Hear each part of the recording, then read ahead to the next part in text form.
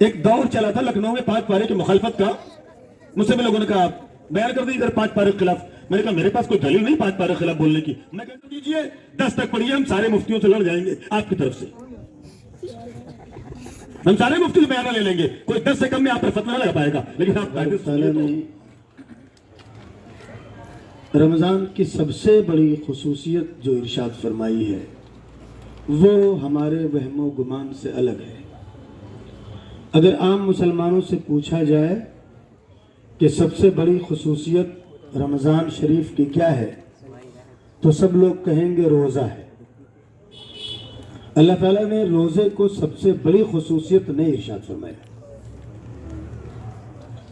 فرمایا شہر رمضان الذی انزل فیہ القرآن, رمضان کا وہ مہینہ ہے جس میں قرآن نازل کیا گیا. یہ ہے سب سے بڑی خصوصیت رمضان شریف کی.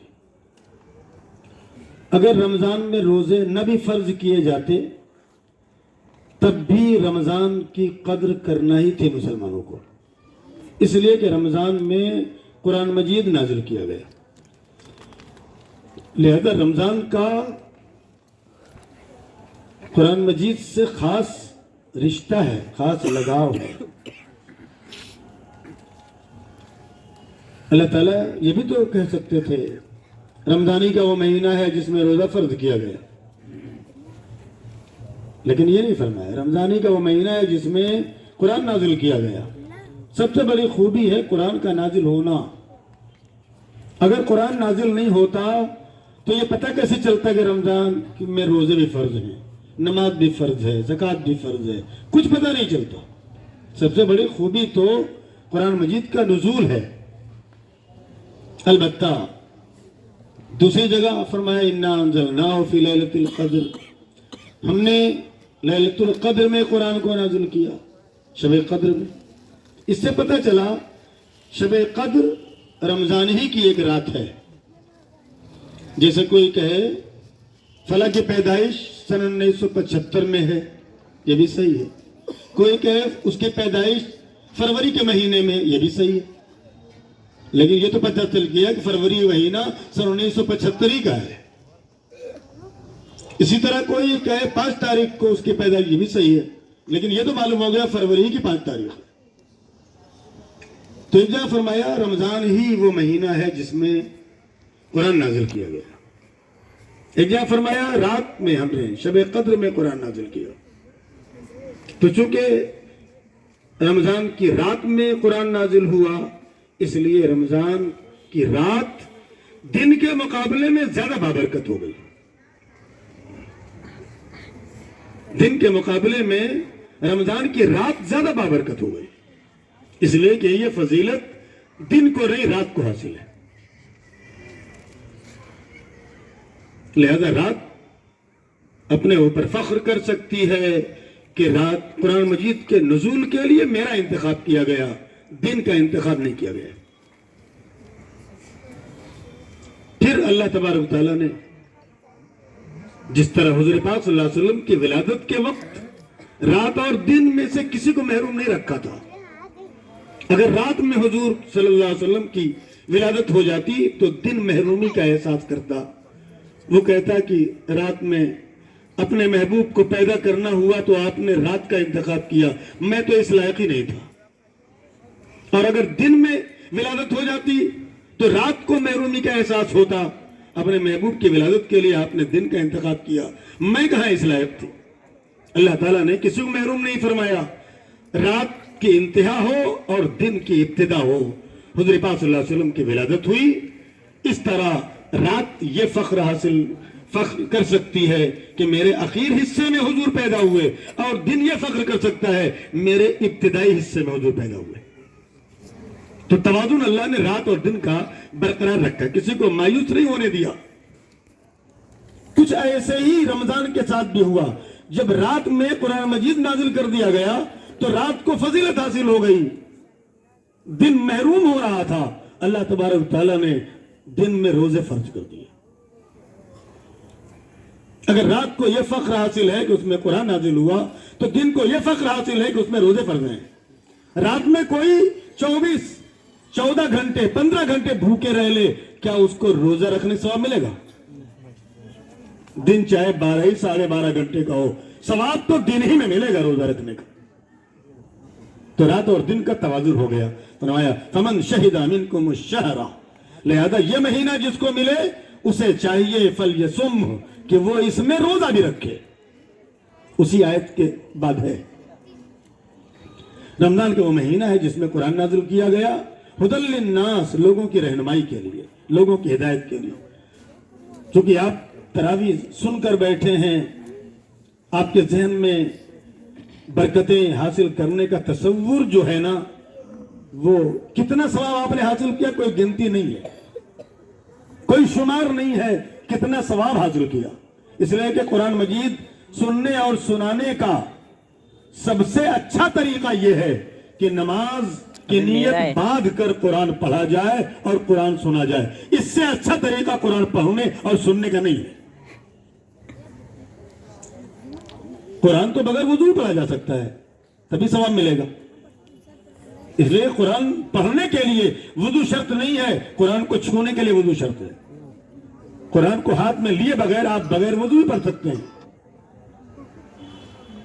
तो सबसे अदना तरीका यह है कि बगैर वुजू भी आप कुरान पढ़ सकते हैं। उससे आला तरीका यह है कि वुजू करके हाथ में लेकर पढ़िए, और सबसे आला तरीका है कि नमाज की नियत बांध करके पढ़िए। तो आपने वो तरीका इस्तेमाल किया है कुरान सुनने सुनाने का जो सबसे अच्छा तरीका है, नमाज की नियत बांध करके नमाज की हालत में कुरान सुना है। इसमें तो सवाब का कोई अंदाजा ही नहीं, कोई इंतहा नहीं कि कितना सवाब लूट लिया आपने। जो बेहुरमती हो गई हो, जो इसमें लग्जिशा हो गई हो, अल्लाह उसे माफ करने वाला है, लेकिन जज्बा तो था पाक पारा सुनने का, यह बहुत बड़ा जज्बा है, यह कायम रहना चाहिए। एक दौर चला था लखनऊ में 5 पारे की मुखालफत का। मुझसे भी लोगों ने कहा बयान कर दी इधर 5 पारे के खिलाफ। मैंने कहा मेरे पास कोई दलील नहीं 5 पारे के खिलाफ बोलने की, मैं कैसे बोल दूंगा? 5 पारे के खिलाफ बोलने कोई दलील, 10 पारे के खिलाफ भी कोई मेरे पास दलील नहीं। कोई 10 पारा अगर पढ़ता है 3 दिन में कुरान खत्म करता है तो कोई दलील नहीं मेरे पास उसके मुखालफत की। अलबत्ता 10 से ज्यादा होगा तो हदीस है। हुज़ूर पाक ने इरशाद फरमाया जो 3 दिन से कम में कुरान खत्म करेगा वो कुरान का हक नहीं अदा कर पाएगा। लिहाजा 10 के ऊपर की दलील तो है मेरे पास, लेकिन 10 के नीचे नीचे मुझसे ना मुखालफत हो पाएगी। अलबत्ता उसकी इस्लाह की जरूरत है। इस्लाह की जरूरत यह है कि पढ़ा जाए अदब और एहतराम से, सुना जाए अदब और एहतराम से। ऐसा पढ़ा जाए कि समझ में आए, सुनने वाले सुन के महसूस हो हम कुरान सुन रहे हैं, पढ़ने वाला लगे कि हाँ अल्लाह का कलाम हम पढ़ रहे हैं। ये अदब अगर नहीं होगा तो 1.5 पारे वाला भी वैसे ही गुनहगार होगा जैसे 5 वाला गुनहगार है। लिहाजा 5 और 1.5 का मसला नहीं है, उसकी एहतियात का मसला है, कायदे से पढ़ने का है, कायदे से सुनने का है। हक अदा कर दीजिए, 10 तक पढ़िए, हम सारे मुफ्तियों से लड़ जाएंगे आपकी तरफ से, हम सारे मुफ्ती से बयाना ले लेंगे, कोई 10 से कम में आप पर फतवा लगा पाएगा। लेकिन आप कायदे से सुनिए तो, कायदे से पढ़िए तो। ऐसा ना हो कि इमाम साहब पढ़ना शुरू कर दें और आप बैठे पीछे बातें करते रहे। जब रुकू में चाहे तो दौड़ के जाएं, आप खट से रुकू में चले जाएं, तो आपको 2 रकात नमाज का सवाब तो मिलेगा, माफ कीजिएगा तरावी के सवाब नहीं मिलेगा। तरावी कहते हैं नियत बांधकर नमाज की हालत में कुरान सुनने को। आपने पूरा कुरान नहीं सुना, जिसने सुना अल्हम्दुलिल्लाह, अल्लाह जज़ाए खैर दे उनको। और जिनसे रह गया ना, जिन्होंने ये हरकत की है, अभी दूसरा दौर कहीं शुरू होगा, फिर से वहां शामिल होकर के मुकम्मल कर लीजिएगा। हुआ नहीं कुरान मजीद पूरा तरावी में। अगर आपने इस हरकत से सुनी है तो पूरा कुरान नियत बांधकर आपने नहीं सुना, तरावी नहीं हुई, 2 रकात का सवाब मिल गया आपको। आप रुकू में शामिल हो गए तो रकात मिल गई, इससे तो इनकार नहीं। लेकिन नाकिस है कुरान मजीद अगर ऐसी हरकत की है तो। अच्छा बहरहाल मान लीजिए, हम क्यों किसी के बारे में गलत गुमान करें। सब लोगों ने नियत बांध करके तरावी सुन ली और नमाज की हालत में पूरा कुरान सुन लिया, बहुत मुबारकबाद के काबिल है। लेकिन एक बहुत जरूरी बात, अल्लाह तबारक व तआला ने कुरान मजीद सिर्फ तिलावत के लिए और सुनने के लिए नाजिल नहीं फरमाया। अल्लाह उसी में आगे कहता है, शहरु रमज़ान अल्लज़ी उन्ज़िला फ़ीहिल कुरान, रमज़ानी का वो महीना है जिसमें कुरान नाजिल किया गया, और कुरान के नाजिल का होने का मकसद है हुदल लिन्नास, लोग उससे रहनुमाई हासिल करें, लोग उससे अपनी जिंदगी उसके मुताबिक ढालें, जिस चीज से कुरान बचने को कहे उससे बचें। ये कैसे होगा खाली सुन लेने पर? क्या पूरी दुनिया कुरान को समझ समझ के आज इस्लाम ला रही है, ईमान कबूल कर रही है, और हम हैं कि सुनने ही में खाली मस्त है, उसको सोचने समझने और उसका मतलब जानने, उसको जिंदगी में उतारने की जरूरत ही क्यों नहीं कर रहे। मादर चाहता हूं आपके कहीं जज्बात पे ठेस ना पहुंचे, लेकिन क्या करूं, हकीकत यही है। अल्लाह फरमाता है हुदल लिन्नास, रहनुमाई हासिल करने के लिए कुरान नाजिल किया गया है, सिर्फ सुनने और तिलावत करने के लिए नहीं। तिलावत करने में सवाब बहुत है, हम शुमार नहीं कर सकते। बिल्कुल ऐसे ही है जैसे समंदर में कोई जाए और एक गिलास पानी, एक चुल्लू पानी लेके चला आए और कहे कि मैं तो समंदर से पानी ले आया। उस बेवकूफ से कहो समंदर तो इतना पानी दे सकता था कि तुम उससे नहर बहा के अपने घर ले जाओ, तुम एक चुल्लू पर क्यों इक्तफा किया, तुमने एक गिलास क्यों लेकर चले आए। लिहाजा कुरान मजीद सुन लेना बिल्कुल ऐसे ही जैसे पूरे समंदर से एक गिलास, एक चुल्लू पानी उठा के ले आना, और बहुत खुश हो जाना है कि हमने साहब हासिल कर लिया समंदर से बहुत कुछ। समंदर तो इतना कुछ दे सकता था कि तुम्हारी 7 पुश्तों का भला हो जाता, पूरे खानदान की इस्लाह हो जाती, तुम्हारी रस्म रिवाज पर पाबंदी लग जाती, तुम हराम से बच जाते, पूरी जिंदगी में इनकलाब आ जाता। ये था कुरान मजीद, लेकिन तुमने एक चुल्लू पर इक्तफा किया, तुम्हारा अपना ज़र्फ है, हम क्या कह सकते। लिहाजा जिन लोगों ने सुना है कुरान मजीद, इन लोगों ने एक जीने पर कदम तो रख दिया। छत पे जाना है, एक जीना है कुरान मजीद की तिलावत करना, एक जीना है।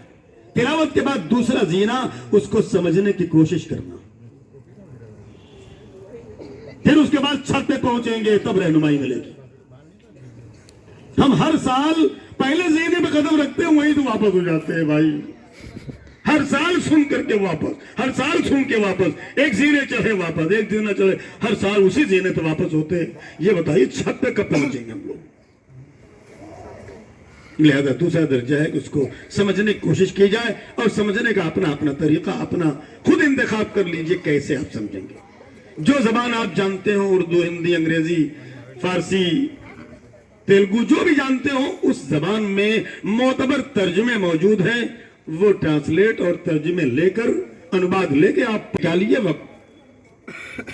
अगर यकीन है मरने का और आखिरत का, हिसाब किताब का यकीन है, तो मैं निकालिए वक्त। हाँ, अगर नहीं पढ़ सकते आप, किसी वजह से भी ना पढ़ सके, तो एक दूसरा तरीका यह है, किसी पढ़े लिखे से कहिए वो पढ़ के आए और बैठ के आपको सुना दे। चलिए साहब, आपके कान तक उसका पैगाम तो पहुंचे। कुरान मजीद का दर्स कहीं भी आप उससे जुड़ जाइए, अपने मुताबिक, अपनी छुट्टी के मुताबिक, अपनी जरूरत के मुताबिक।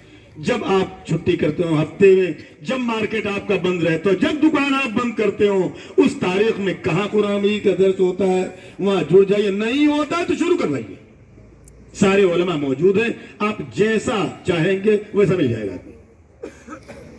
आप तो एक इल्मी शहर में रहते हैं, लखनऊ जैसे उलमा के शहर में रहते हैं, भरमार है उलमा की। आपको न मिले हमसे कहिएगा, हम 7 दिन फराहम कर देंगे आपको, हफ्ते के 7 दिन, जिस दिन आप चाहें। लेकिन बहरहाल इसके बगैर काम नहीं चलेगा। अल्लाह तबारक व तआला जिन लोगों ने एक जीने पर कदम रखा है, दुआ करते हैं अल्लाह उनको अगले जीने पर कदम रखने की तौफीक अता फरमाए, सबको समझने का वक्त निकालने और उसके मुताबिक फिर जिंदगी गुजारने और ढालने की तौफीक अता फरमाए। और फिर जब हम समझ लेंगे, अपनी जिंदगी में उसको ढाल लेंगे, तो एक जिम्मेदारी होगी उसको सारे आलम में आम करना है, उसके पैगाम को बताना है। हमारे यहाँ एक किताब ऐसी है जिसमें यह पैगाम, लेकिन हम ही अभी नहीं समझे तो हम क्या दूसरों को समझाएंगे। लिहाजा हर ईमान वाले की जिम्मेदारी है कि पूरा कुरान मजीद اس کے پیغامات اس کے سامنے ہونے چاہیے، زندگی میں آنے چاہیے. اس کی ہم بھی کوشش کریں گے، آپ بھی کوشش کریں. اللہ کہنے اور سننے سے زیادہ مجھے بھی اور آپ کو بھی توفیق عطا فرمائے. وآخر دعوانا ان الحمدللہ رب العالمین.